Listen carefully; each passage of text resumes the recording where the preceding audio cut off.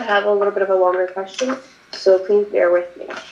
So my question to Shekar is, who did you co-found Friends of Diversity Plaza with, and what did you accomplish other than being a representative of Daniel Drum?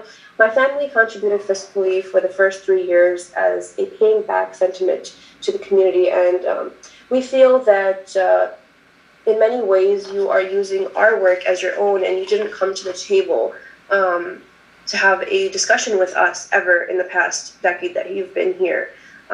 So how do you respond to those people who feel this way within the community, and other voters and people like myself and my family who have existed here for a long time, and not only contributed their blood, sweat, and tears to the development of Diversity Plaza, but to making sure that this neighborhood is not gentrified? So how do you respond to those people, and can you please answer these questions? I think, Fatima, you and your parents and Suki New York have done extraordinary work with Diversity Plaza. And I've been proud to work with you all for so many years too, on many different issues, from co-organizing events together at Diversity Plaza to together advocating for more resources from our city for Diversity Plaza, and finding ways to stand together against a lot of criticism over the years for Diversity Plaza, to help transform it into the space it is today through an inclusive planning process over the years too. And I think that, it's a larger point. I think we've all seen it too, Fatima, and in that context we know each other. But in the years that we've done work together too, I think we've all seen, and we can agree that open space in this city, there's a deep issue when it comes to inequities, where other neighborhoods in our city get far more in services and resources for public space.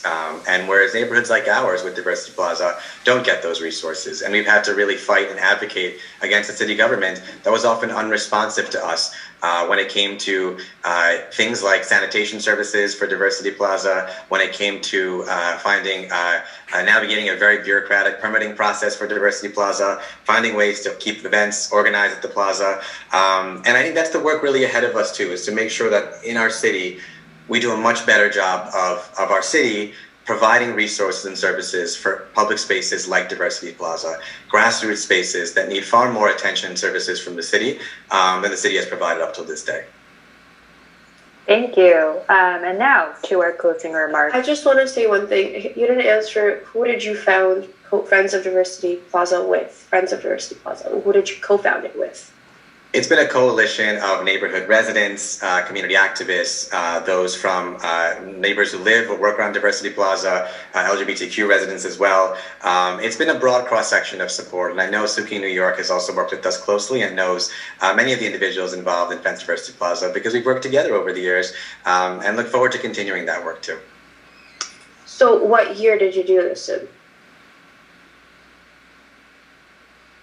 Is this one question, or are we going to keep going cross-examination? Yeah, Fatima, can you just ask one last question, and that'll be the last one for this? But you didn't say who specifically is the person with you or the people with you in Friends of Diversity Plaza.